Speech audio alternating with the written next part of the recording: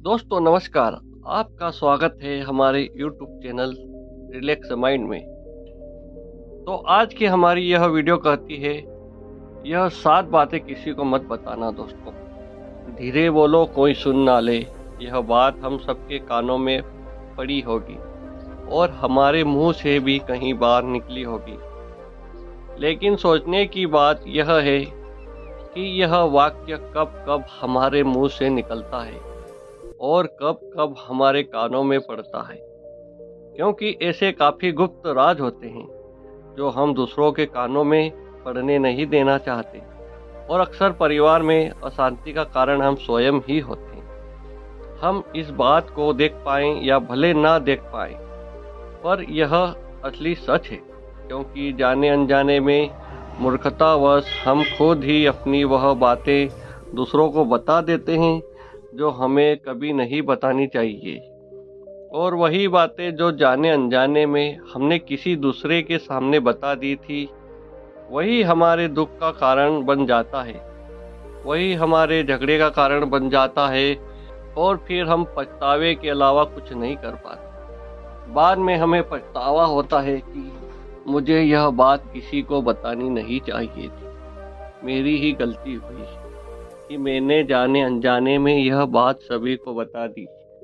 इसलिए आज की इस बौद्ध कहानी में आपको जो बातें मैं सुनाने वाला हूँ, उसे सुनने के बाद आपको वह 7 ऐसी बातें पता चलेगी जो आपको कभी किसी को नहीं बतानी चाहिए। और तो और यह तो 7 बातें हैं, ये आपको अपने पास क्यों रखनी है, इसका कारण भी मैं आपको समझाऊं। इन 7 बातों के अलावा अगर आपको लगता है कि कोई बात ऐसी है जो मुझसे छूट गई हो, तो प्लीज़ कमेंट बॉक्स में ज़रूर बताएं, और आप इस कहानी में खो जाए इससे पहले इस चैनल को सब्सक्राइब ज़रूर कर लें। तो चलिए कहानी शुरू करते हैं।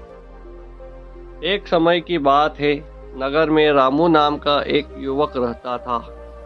वह युवक बहुत गरीब था, कुछ पैसा नहीं था।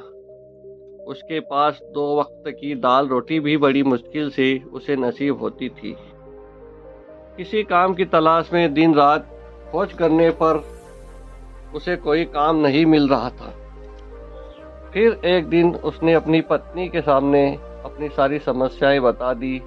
उसने अपनी पत्नी को कहा कि जिस जगह भी मैं काम मांगने के लिए जाता हूँ, तो हर कोई मुझे यह कहकर काम नहीं देता कि हमारे यहाँ काम की ज़रूरत नहीं है। मैं काम की तलाश करके थक चुका हूँ। मुझे समझ नहीं आता कि तुम लोगों का पेट कैसे भरूं, अपने बच्चों को कैसे पालूंगा, और यही चिंता मुझे दिन रात खाई जा रही। यह सुनकर उसकी पत्नी ने कुछ सोचकर कहा, तुम एक आदमी के पास सिर्फ एक बार ही काम मांगने के लिए जाते हो, और वह जब काम नहीं देता तो तुम दोबारा उसके पास नहीं जाते। अगर तुम्हें उनसे काम लेना है तो तुम्हें हमदर्दी जतानी होगी, तुम्हें उनसे हमदर्दी हासिल करनी होगी, अपनी गरीबी दिखानी होगी, ताकि वह लोग तुम्हारी मजबूरी समझकर तुम्हें काम पर रख ले। इसलिए शर्म मत करो, उन्हें अपनी मजबूरी बताओ, अपनी गरीबी बताओ, और इसी उपाय से तुम काम पा सकते हो। यह बात रामू के मस्तिष्क में बैठ गई। अगले दिन काम मांगने के लिए वह उसी सेठ के पास पहुंचा जहां पर वह पिछले दिन काम मांगने के लिए गया था। लेकिन इस बार उसने हाथ जोड़कर उस सेठ से प्रार्थना की, कि उससे विनती की कि वह बहुत गरीब है और उसे काम की बहुत आवश्यकता है। वह जो कुछ भी उसे देंगे वह उसमें संतुष्ट हो जाएगा, पर कृपया करके मुझे अपने यहाँ काम पर रख ले। उसकी यह हालत देखकर उस सेठ ने उसे अपने यहाँ काम पर रख लिया। वह रोज वहाँ काम पर जाने लगा। अंदर ही अंदर वह खुश तो था कि उसे काम तो मिल गया, लेकिन उसे वेतन दूसरों लोगों से कम मिलता था। वही काम जो दूसरे लोग कर रहे थे, उनसे ज़्यादा वेतन मिल रहा था उन्हें। और उसे कम वेतन मिल रहा था। जब इस बारे में उसने अपने सेठ से कहा तो सेठ ने कहा कि देखो भाई, तुम्हें काम की ज़रूरत थी, मैंने तुम्हें काम दिया। मेरा धन्यवाद करने की बजाय तुम मुझसे शिकायत कर रहे हो, यह कैसी एहसान फरामोशी है। यह सुनकर रामू वहीं पर चुप हो गया। बात कहीं न कहीं सच थी कि सेठ ने तो उसे उसकी मजबूरी के हिसाब से ही काम दिया था और इसलिए वह उसे अपने अनुसार ही वेतन देता था। लेकिन धीरे धीरे उसने यह बात अपने सगे संबंधियों और अपने दोस्तों को भी बताना शुरू कर दी कि उसका सेठ कैसा आदमी है और उसे कितना वेतन देता है। समय बीतता रहा और रामू पूरी लगन के साथ अपना काम करता रहा। लेकिन अब परिस्थितियां बदलने लगी थी। सेठ अब रामू से दूसरे लोगों से ज्यादा काम लेता था और उनसे कम वेतन उसे देता था। यह बात रामू को बहुत खलती थी। वह दूसरों से ज्यादा मेहनत कर रहा था और उनसे कम वेतन पा रहा था। इससे उसके आत्मसम्मान को बहुत गहरी चोट पहुंची। अब धीरे धीरे उसका मन अपने काम से हटने लगा। उसका मन काम में नहीं लगता था। जाहिर सी बात है कि ऐसी जगह किसका मन लगेगा जहां आदमी को अपने आत्मसम्मान के साथ समझौता करना पड़े। इसलिए जल्द ही उसने अपना काम छोड़ दिया और वह घर पर आकर खाली बैठ गया। अब उसके पास घर का खर्चा चलाने के लिए भी पैसे नहीं बचे थे। इसलिए उसने अपने सगे संबंधियों और अपने दोस्तों से सहायता मांगने शुरू की। लेकिन उसके दोस्त उसके सामने तो उसे दया का पात्र समझते थे, उसे दिलासा देते थे, लेकिन पीछे से उसका मजाक उड़ाते थे। वह कहते थे कितना बेवकूफ़ है, सेठ ने इतना काम लिया और बेचारे को पैसे भी नहीं दिए। अरे हम इसको पैसे दे दे तो कल हमारा भी पैसा वापस नहीं कर पाएगा। इसकी हालत ऐसी है, काम तो उसके पास कुछ नहीं, पैसा कहाँ से लाकर देगा। और इसी वजह से रामू की हालत दिन पर दिन खराब होती जा रही थी। अब वह दिन रात तनाव में रहने लगा। वहीं दोस्त, वहीं सगी संबंधी जो उसके अपने होने का दिखावा करते थे, वो उसे दया का पात्र समझ रहे थे। उनके ऊपर तरस आ रहा था। सब लोग आकर उसे ज्ञान तो बहुत देते थे, लेकिन कोई सहायता नहीं करता था। और अक्सर ऐसा ही होता है, ज्ञान देने वाले तो बहुत मिल जाते हैं, लेकिन मदद करने वाले, उंगली पकड़कर, हाथ पकड़कर आगे चलाने वाले कितने लोग मिलते हैं। फिर एक दिन उसे पता चला कि पड़ोस के गांव में एक बौद्ध भिक्षु आए हुए हैं जो बहुत ज्ञानी है। रामू इतना तनाव में था कि उसे कोई रास्ता नजर नहीं आ रहा था। इसलिए आने जाने वह उस बौद्ध भिक्षु के पास पहुंच जाता है। वहां पहुंचकर वह सीधे उनके पैरों में गिरकर रोने लग जाता है। वह रोते रोते उन्हें अपनी सारी परिस्थिति बताता है। उसे बताता है कि किस तरह उसके सेठ ने उसका फायदा उठाया और उसके सगे संबंधी उसके साथ कैसा व्यवहार रखते हैं। सारी बातें सुनकर बौद्ध भिक्षु ने उसे चुप कराते हुए कहा, बेटा, यही सारी समस्याएं तुम्हारी बुद्धिहीनता, तुम्हारी मूर्खता के कारण उत्पन्न हुई। अगर तुम्हारे अंदर समझ होती और तुम समझदार होते तो इनमें से एक भी समस्या तुम्हारे मन को दुखी नहीं कर सकती थी। लेकिन तुमने अपने अविवेक के कारण, अपनी मूर्खता के कारण खुद ही अपने रास्ते में कांटे बिछा दिए। परंतु आज मैं तुम्हें 7 ऐसी बातें बताने जा रहा हूँ जो भूलकर भी किसी को मत बताना। इन बातों का अनुसरण करते हुए तुम बाहर से मिलने वाले दुखों को तो दूर कर ही सकते हो, और जो बेवजह दुनिया की वजह से तुम्हारे अंदर पनपते हैं। पहली बात जो किसी को नहीं बतानी चाहिए वह है कि अपनी मजबूरी का दिखावा करके दूसरों का दया का पात्र बनकर उनकी सहायता लेने की गलती कभी मत करना। हो सकता है कि आज वह तुम्हारी मजबूरी देखकर तुम्हारी सहायता कर दे, लेकिन कल वह तुम्हारा फायदा उठाने से कभी नहीं चूकेंगे। और अगर फायदा भी नहीं उठाया तो दूसरों के सामने तुम्हारा मजाक बनाने में वह आदमी कभी नहीं झुकेगा। इसलिए कभी भी अपनी मजबूरी का दिखावा मत करो। अगर घर में 2 रोटी है, सूखी रोटी है, तो वही खाकर सो जाओ, लेकिन दूसरों को इसके बारे में भनक तक नहीं लगनी चाहिए। जरा आप खुद सोचो, मजबूरी बताने का क्या कारण होता है? एक इंसान का या तो वह दूसरों से सहानुभूति हासिल करना चाहता है या उनसे कोई आर्थिक मदद चाहता है। लेकिन अगर दोनों ही परिस्थितियों को आप देखें तो दूसरा आदमी आपका फायदा उठाने से नहीं चूकता, और अगर वह फायदा भी नहीं उठाएगा तो अपनी नज़र में तो वह आपको मूर्ख ही समझेगा, बेवकूफ़ समझेगा, और दूसरों के सामने आपका मजाक तो जरूर बनाएगा। इसलिए अपनी मजबूरी के बारे में कभी किसी को मत बताना। जो दूसरी बात है किसी को नहीं बतानी चाहिए, वह है अपनी अतीत की गलतियां और भविष्य की रणनीतियां।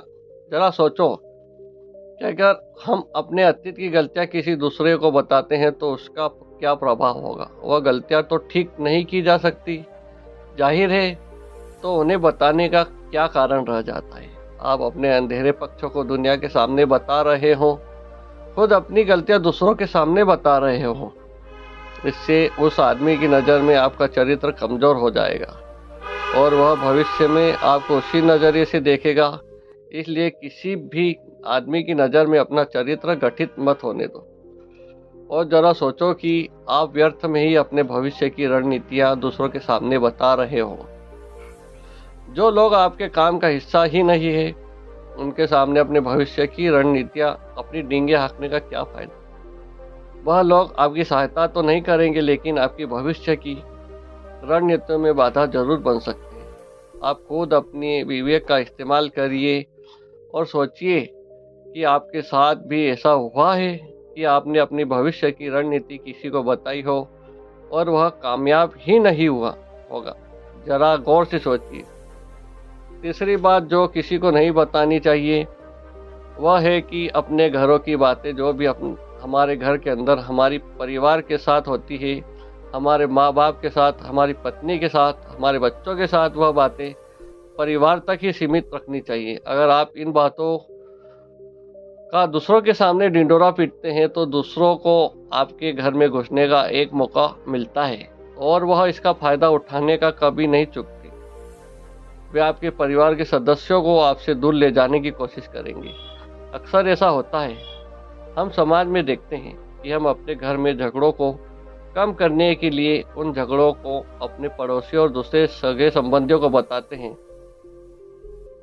लेकिन इससे आपको सहायता कभी नहीं मिलेगी, बल्कि आपके घर की लड़ाई झगड़े और ज्यादा बढ़ गए होंगे। और वह जाहिर है कि बढ़ेंगे। अगर आप अपने माँ बाप की बातें दूसरों को बताएंगे तो आपकी माँ बाप को बुरा लगेगा यह कि हमारा बेटा हमसे बताए बगैर दूसरों को यह बातें बता रहा है। इसलिए अपने घर की बातों और अपने घर की लड़ाई झगड़े किसी के सामने मत बताना।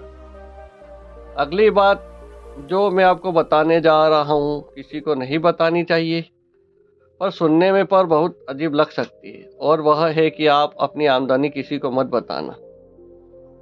अब अपनी आमदनी ना बताने के पीछे क्या कारण हो सकता है, जरा सोचिए। आप अपनी आमदनी अपने दोस्तों को बता देते हैं तो इस हालत में केवल 2 बातें हो सकती है, या तो आपकी आमदनी उनसे ज़्यादा हो सकती है या तो फिर आपकी आमदनी उनसे कम हो सकती है। अगर आपकी आमदनी उनसे ज़्यादा है तो जब आपके दोस्तों को ज़रूरत पड़ेगी तो वह सिर्फ आपको ही याद करेंगे, क्योंकि उन्हें पता है कि अगर आपकी आमदनी ज़्यादा अच्छी है तो आप ही उनकी मदद कर सकते हैं। इसलिए ज़्यादा लोग आपसे सहायता मांगेंगे, और जब आप उनकी सहायता नहीं करेंगे तो वह सोचेंगे कि इस आदमी के पास पैसे हैं, हमारी सहायता कर सकते हैं, लेकिन फिर भी मदद नहीं कर रहा है। और इसलिए आपकी आमदनी आप दोनों दोस्तों के बीच एक झगड़ों का कारण बन सकती है। और इसी जगह आपकी कम आमदनी होगी तो लोग मजाक उड़ाएंगे, वह आपको कमज़ोर भी समझ सकते हैं, और ऐसी हालत में बहुत कम लोग मिलते हैं जो आपके पीठ पीछे आपका मजाक न बनाए, और ज़्यादा होगी तो सहायता मांगेंगे। तो अपनी आमदनी बताने में दोनों हालतों में आपको ही परेशानी होगी, इसलिए अपनी आमदनी बताने की कोई ज़रूरत नहीं है। अगली बात जो मैं बताने जा रहा हूँ उसे अपनी गांठ बांध लेना और किसी को यह बात मत बताना। अपनी कमजोरी और अपनी ताकत अक्सर इंसान को पता नहीं होती। कि उसकी कमजोरी और उसकी ताकत क्या है। लेकिन अगर आपको अपनी कमजोरी और अपनी ताकत पता है तो पहली बात तो आप बहुत ही बुद्धिमान आदमी, और दूसरी बात कि आपको यह बातें किसी को नहीं लगने देनी है, क्योंकि अगर आपकी कमजोरियां दूसरों को पता चल गई और अगर भविष्य में आप दोनों दुश्मन बन जाते हैं तो वह आपकी कमजोरियों को फायदा उठाएंगे, और अगर आपको उनकी ताकत पता चल गई तो वही ताकत आपकी कमजोरी बन जाएगी, क्योंकि वह ताकत दूसरे आदमी को पता है और वह ताकत का तोड़ भी आज नहीं तो कल ढूंढ ही लेगा, क्योंकि हर शेर का सवा शेर होता ही है। ऐसा भी हो सकता है कि इसके बाद आपको उनसे हमेशा दब के रहना पड़े। अगली बात जो किसी को नहीं बतानी चाहिए वह है अपने मित्रों और दुश्मनों के बारे में।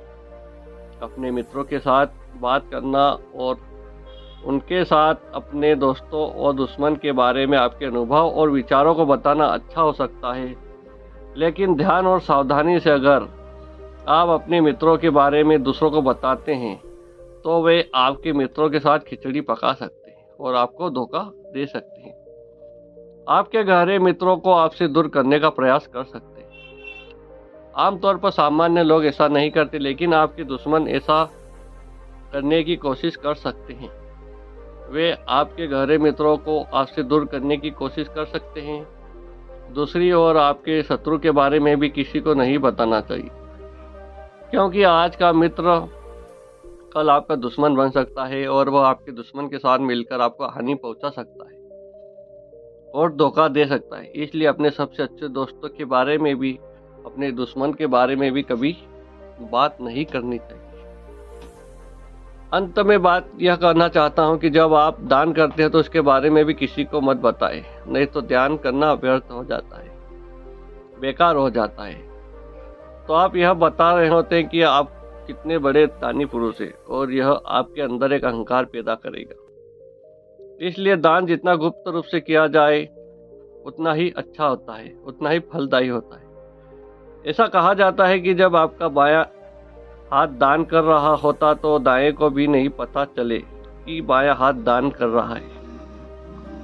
बौद्ध भिक्षु ने रामू को जो 7 बातें बताई उसमें संसार के सभी सिद्धांत छुपे हुए हैं। इन बातों का पालन करते हुए आप अपने घरों में सुख शांति बना सकते हैं और घर के झगड़े हमेशा के लिए दूर कर सकते हैं। और हमारी कहानी सुनने का मकसद यही है कि आप और ज़्यादा जागृत रहें। आप खुद उन बातों के बारे में सोचें और हमें कमेंट में ज़रूर बताएं आपको यह बातें सच लगी या नहीं। और इसके अलावा भी अगर आप कुछ जानते हो जो हम यहाँ बताना भूल गए हैं तो उन बातों को कमेंट सेक्शन में ज़रूर डालें। उम्मीद है कि आपको यह वीडियो पसंद आई होगी। तो आपसे अनुरोध है कि आप चैनल को सब्सक्राइब करें और वीडियो को लाइक शेयर करें और अपने मित्रों को ज़रूर भेजें ताकि उन्हें भी इन 7 बातों के बारे में जानकारी हो और वो भी अच्छा जीवन व्यतीत कर सके। तो मिलते हैं अगली वीडियो में। वीडियो को लाइक करना मत भूलिए। तो ओम नमो बुद्धाय नमः बोलिए।